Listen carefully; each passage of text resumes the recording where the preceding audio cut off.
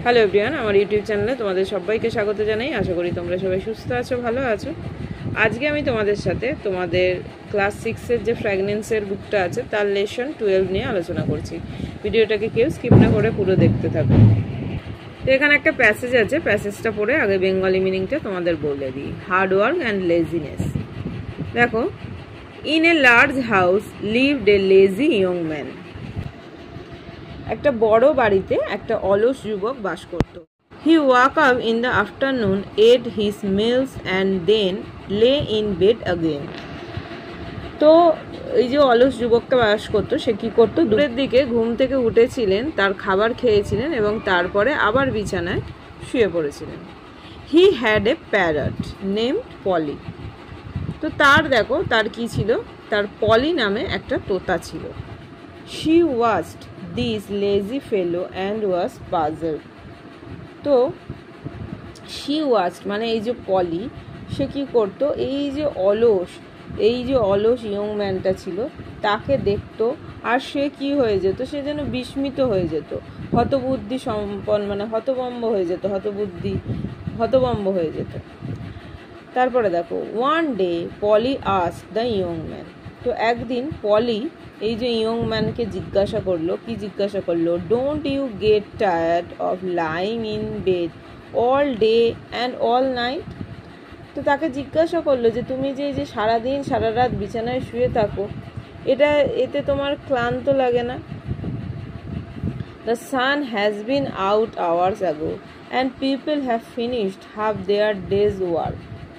তো কি বলছে দেখো, যে লোকেরা তাদের দিনের অর্ধেক কাজ শেষ করেছে। মানে why are you so lazy, বলছে তুমি কেন এত অলস। She asked as she flapped, দেখো ফ্ল্যাপড মানে ফুলিয়ে তুলেছিল, হার ফেদার্স।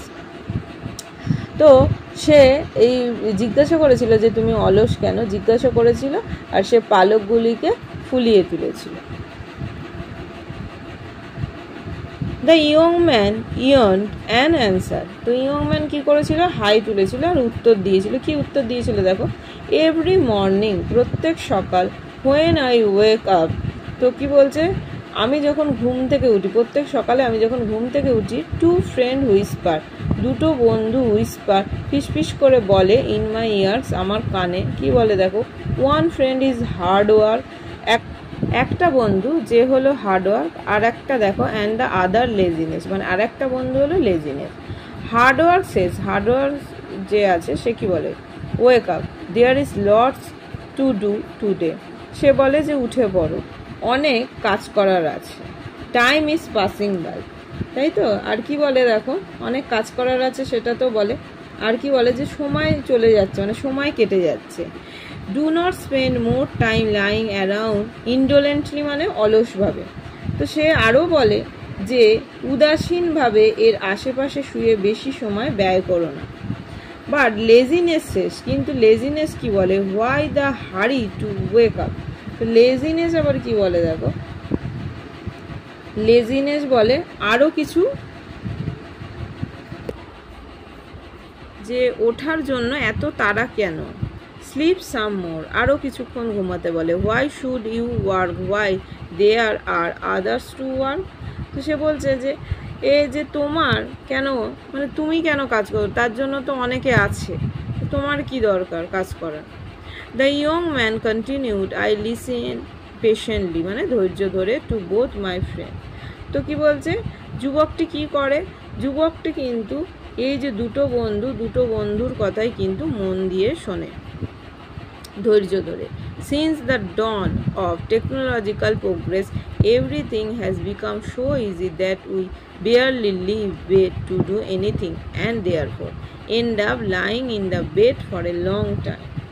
তো কি বলছে, যে আমি আমার উভয় বন্ধুদের কাছে, মানে যে কথাগুলো যেটা বলছিলাম, যে ধৈর্য ধরে শুনি। প্রযুক্তিগত অগ্রগতির ভোর যেহেতু, প্রতিটি জিনিস এত সহজ হয়ে গেছে যে আমরা কি বলছে, যে মানে যেহেতু সমস্তটা সহজ হয়ে গেছে, সেই জন্য কিন্তু আমাদের বিছানা ছেড়ে উঠতে হয় না। আমরা বিছানায় শুয়ে থাকলেও মানে কোনো প্রবলেম না, বিছানায় শুয়েই কিন্তু আমরা সব কিছু পেয়ে যাই। এখন প্রযুক্তি যে জায়গায় গেছে, তাই দীর্ঘ সময়ের জন্য বিছানায় আমি শুয়ে থাকি। অ্যাক্টিভিটি 1-এ দেখো আছে rearrange the following sentence in the correct order and put the number in the given boxes. এখানে দেখো সেন্টেন্স করা আছে, এখানে বক্স করা আছে, আমাদের এখানে কারেক্ট অর্ডারে মানে বসাতে হবে কোনটা কোন নাম্বারে হবে। প্রথমে 1-এ আছে the young man listen patiently to both. যে ইয়ং ম্যান ছিল আমরা দেখেছি সে কিন্তু যে হার্ডওয়ার্ক, তার যে দুটো বন্ধু হার্ডওয়ার্ক আর লেজিনেস, তার উভয়ের কথা কিন্তু ধৈর্য ধরে সে শুনত। তারপরে আছে in a large house live a lazy young man. তো একটা বিরাট যে বাড়ি, সেই বাড়ির মধ্যে একটা অলস একটা মানুষ বাস করত। দ্য ইয়ং ম্যান মানে যুবক, দ্য ইয়ং ম্যান যে যুবক ইয়ন অ্যান অ্যান্সার, সে কী করেছিল হাই তুলেছিল আর উত্তর দিয়েছিল। তারপর একটা দেখো the man had a parrot name Polly. তো এই যে ইয়ং ম্যানটা তার একটা প্যারট ছিল, তার নেম কী ছিল পলি। তাহলে দেখো আমাদের প্রথমে কি হবে in a large house lived a lazy young man, এটা আমাদের কত হবে, এটা আমাদের নাম্বার 1 হবে।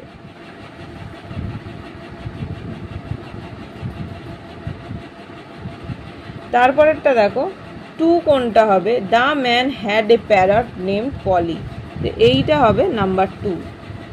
তারপরেরটা দেখো তারপরে কোনটা হবে, the young man yawned an answer, সে হাই তুলেছিল আর উত্তর দিয়েছিল, তাহলে এটা হবে নাম্বার 3। তার এইটা যেটা পড়ে থাকলো the young man listen patiently to both, এটা হবে নাম্বার 4।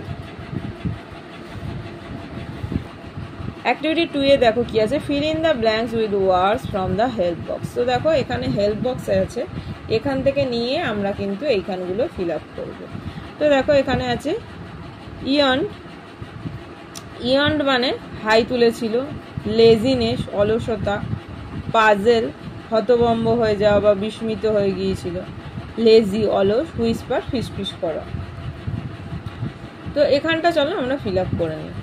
তো দেখো রিতা ওয়াজ পাজেল, তো রিতা এখানটা লিখবো আমরা পাজেল, রিতা ওয়াজ পাজেল, সে পাজেল হয়ে গিয়েছিল কেন, to see that her friend, তার ফ্রেন্ডকে দেখে, ওয়াজ ভেরি লেজি, তার যে অলস যে বন্ধু তাকে দেখে সে পাজেল হয়ে গিয়েছিল, and so she would not help her with her project. তো সেই জন্য সেই ঠিক করেছিল যে তাকে কিন্তু প্রজেক্টে সে হেল্প করবে না।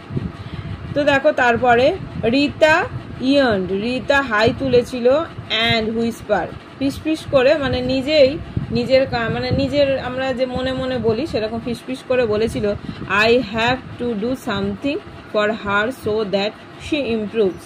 তো দেখো এখানটা তাহলে লিখে নিই রিতা ওয়াজ পাজেলড। তো দেখো এখানটা ফিল আপ করে নিয়েছি, এখানটা দেখে নাও। তারপরে দেখো অ্যাক্টিভিটি 3-তে কি আছে, রাইট টি ফর ট্রু, এখানে দেখো কিছু সেন্টেন্স আছে, F for false statement in the given boxes, sentences code sentences parts of sentence are supporting statement for each of your answer. এখানে আমরা যেগুলো ট্রু ফলস সেটাকে আমরা লিখবো, ট্রু না ফলস সেটা কোন সেন্টেন্সের বেসিকে সেইটা আমাদেরকে এখানে লিখতে হবে। প্রথমটা দেখো এতে আছে the man who lived in a large house was very hard working. এখানে আছে যে মানুষটা যে একটা বড় বাড়িতে বাস করতো সে অনেক হার্ড ওয়ার্কিং ছিল, কিন্তু আমরা দেখেছি সে অনেক লেজি ছিল। তো এখানে ফলস হবে, এখানে সাপোর্টিং স্টেটমেন্টটা আমরা লিখে নেব। লিখছি আমি, তার আগে এটা বলে দিই, দেখো Polly was happy about her master lying in the bed for long. Polly তার যে এই যে ইয়ং ম্যানটা ছিল, তার যে প্যারটটা ছিল পলি, সে বলছে অনেক হ্যাপি তার মাস্টার যে বিছানায় অনেকক্ষণ ধরে যে শুয়ে থাকতো। এটা কিন্তু আমরা জানি যে এটাও ফলস, এটা ফলস হবে, কেননা সে তার যে লেজিনেস সেটা দেখে সে হতভম্ব হয়ে গিয়েছিল। তো এইখানটা কিন্তু এটাও কিন্তু ফলস হবে। সাপোর্টিং স্টেটমেন্টটাও লিখে নিয়ে আমি তোমাদেরকে দেখাচ্ছি। তো দেখো এখানে সাপোর্টিং স্টেটমেন্টগুলো লিখে নিয়েছি। In a large house lived a lazy young man, তারপরটা she was this lazy fellow and was puzzled. তো চলো অ্যাক্টিভিটি 4-এ কী আছে আমরা দেখে নিই। সরি, এখানে ফলসগুলো এগুলো লিখে নেবে, এখানগুলো লেখা হয়নি। এটাও ফলস, এটাও ফলস, দুটোই মিথ্যে। অ্যাক্টিভিটি 4-এ দেখো কি আছে, answer the following questions in complete sentences. তো তো এখানে কতগুলো কোশ্চেন আছে, সেগুলোর অ্যান্সার আমাদের লিখতে হবে। প্রথমটা দেখো, what did the parrot ask the young man. তো দেখো এটা হচ্ছে যে প্যারটটা যে ইয়ং ম্যান ছিল তাকে কি জিজ্ঞাসা করেছিল। তো দেখো, the parrot ask the young man, যে প্যারটটা ছিল যার নাম ছিল পলি, সে ইয়ং ম্যানকে কি জিজ্ঞাসা করেছিল, if he did not get tired of lying in bed all day and all night. সে বলেছিল যে দিন রাত যে সে শুয়ে থাকে সে কি কখনো টায়ার্ড হয় না, তো সেটা জিজ্ঞাসা করেছিল। বিতে দেখো কি আছে, what do the two friends suggest the young man. দুটো যে বন্ধু ছিল তারা যে ইয়ং ম্যানকে কি সাজেস্ট করেছিল। তো দেখো, ওয়ান ফ্রেন্ড হু ওয়াজ হার্ড ওয়ার্ক, একটা বন্ধু, দুটো বন্ধু ছিল, একটা হার্ড ওয়ার্ক ছিল, একটা লেজিনেস ছিল। তো যে হার্ড ওয়ার্ক ছিল সে অ্যাডভাইসড, সে পরামর্শ দিয়েছিল কি, the young man to wake up to perform his duties. তো তাকে উঠে যেতে বলেছিল, তার যে ডিউটিগুলো আছে সেগুলোকে পালন করার জন্য বলেছিল, পারফর্ম করতে। But the other friend who was laziness, তো আর একজন যে বন্ধু ছিল লেজিনেস, সে বলেছিল he told the young man to sleep some more time, তো তাকে আরও বেশিক্ষণ ধরে শুয়ে থাকতে বলেছিল। তো সিতে দেখো কি আছে, what reason does the young man give for lying in bed for a long time. তো কারণ কি ছিল যে এই যে ইয়ং ম্যান অনেকক্ষণ ধরে যে বেডে শুয়ে থাকতো, তার কারণটা কি ছিল। তো দেখো লিখে নিয়েছি, the young man said that since the dawn of technological progress, everything has become so easy that men barely leave bed to do anything, and therefore he prefers lying in the bed for a long time. ডিতে কি আছে, what is the moral of the giving text. তো এটার মরাল কি হবে, আমি এখানে একটা মরাল লিখেছি, দেখো, the moral of the story is, তোমরা এটা অন্যও লিখতে পারো, success come to those who choose hard work over laziness. তো সাকসেস তখনই আসবে যখন তুমি হার্ড ওয়ার্ক চুজ করবে, কি এই যে লেজিনেস সেটাকে অতিক্রম করে। অ্যাক্টিভিটি 5 দেখো কি আছে, fill in the blanks with appropriate verb from those given in brackets. তো এখানে ব্র্যাকেটের মধ্যে দেখো ভার্বের যেটা সঠিক হবে সেইটা আমরা এখানে ফিল আপ করবো, এখানে বসিয়ে নেব। তো দেখো, জ্যাক হ্যাজ আর হ্যাড দুটো আছে, fun at the party last Sunday. তো জ্যাক পার্টিতে অনেক মজা করেছিল লাস্ট সানডে, এটা আমরা বুঝতেই পাচ্ছি, এখানে হ্যাড হবে। হ্যাজের পাস্ট ফর্ম হ্যাজ বা হ্যাভ দুটোরই কিন্তু পাস্ট ফর্ম হ্যাড হয়। তো চলো এখানে আমরা হ্যাড লিখে নিই। তারপরে দেখো, আই ড্যাশ, এখানে ড্যাশ আছে, হ্যাজ হ্যাভ লং হেয়ার, কি হবে, আই হ্যাভ, আই এর সাথে কখনোই হ্যাজ হবে না, হ্যাভ হবে, আই হ্যাভ লং হেয়ার, আমার আছে লম্বা চুল। তারপরে দেখো, I dash fine thank you, এখানেও কি হবে, আই অ্যাম, এখানে নিশ্চয়ই কখনোই আর হবে না, I am fine thank you.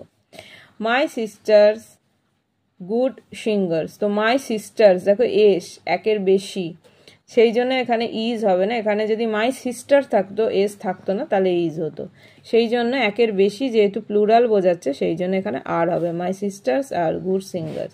তারপর দেখো, Tom and Peter dash best friend, তো টম অ্যান্ড পিটার এখানে দুজনকে বোঝাচ্ছে, একের বেশি সিঙ্গুলার নয় প্লুরাল, সেই জন্য কিন্তু এখানে আর হবে। অ্যাক্টিভিটি 6-এ দেখো, write a short story in about 60 words using the hints given below and the title to it.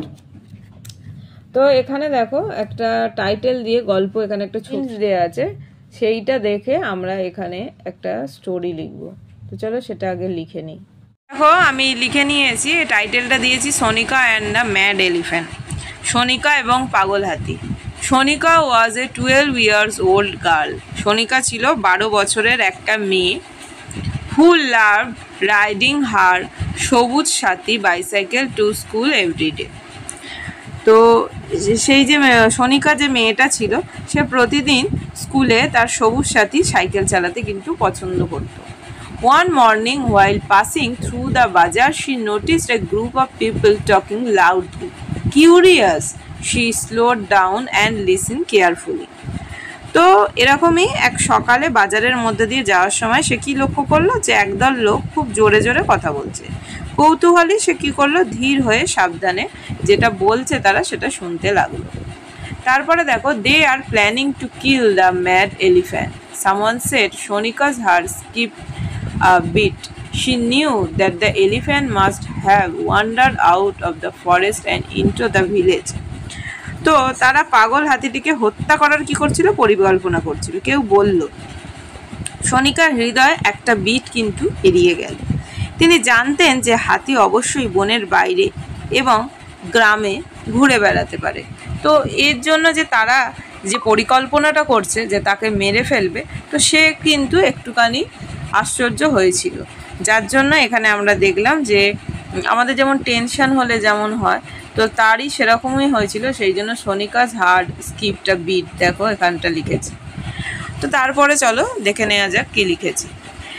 Without washing a movement Shonika speeded as fast as she could towards the forest department office. The wind rushed past her as she raced against time. When she reached the office, she was breathless but determined. তো এক মুহূর্ত নষ্ট না করে Shonika কি করলো, বন বিভাগের অফিসের দিকে যতটা সম্ভব সে কি করলো, দ্রুত প্যাটেল করে গেল। সময়ের বিরুদ্ধে দৌড়ানোর সাথে সাথে বাতাস তার পাশ দিয়ে যেন ছুটে গেল। সে যখন অফিসে গিয়ে পৌঁছালো তখন সে নিঃশ্বাস ফেলবে, মানে তার কীরকম লাগছিল, মানে সে যেন নিঃশ্বাস নিতে পারছে না, মানে ব্রেথলেস। কিন্তু সে সেই ব্যাপারটাতে কিন্তু সে ডিটারমাইন্ড ছিল, মানে দৃঢ়প্রতিজ্ঞ ছিল। তারপরে দেখো, there is a plan to harm the mad elephant, she shouted. The officer quickly gathered their team and followed Shonika to the spot. তো পাগল হাতির ক্ষতি করার পরিকল্পনা আছে, সে চিৎকার করে উঠল।